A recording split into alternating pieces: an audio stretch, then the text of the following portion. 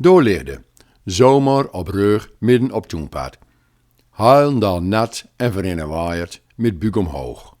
Kop staal achterover en bek wied open. Met punt van schouwen schroef ik hem achterloos de stroeken in. Voor deze. Maar het bleef bij mij. Het spuikt me de hele dag door de kop. Schaamteloos te zijn, zoals het lag. Met poten striedenwiets uit een kader en zo'n laatste schreeuw om hulp. Wat toch? Dood. Zomaar dood. Hartstikke dood. Ach, het was ook maar een lutje moeske. Het zijn niks om haken. En er gebeuren veel slimmere dingen in de wereld om ons touw. Maar zo en een het lutje bijske een plek in het leven.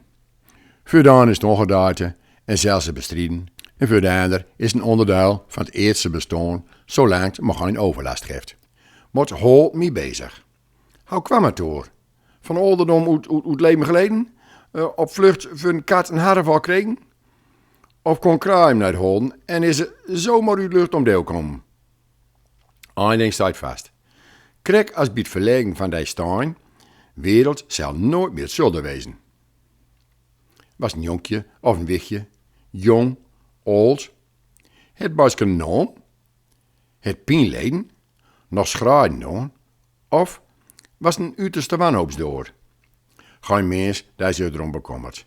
Maar ik wel, want, laten we eerlijk wezen, ook dat je moeske hadden bestaan. Leef u nog? Had bruis of zusters en vrienden? En misschien is het wel op hoogtepunt van lijf de sturm. Wel zal zeggen. Het is allemaal over.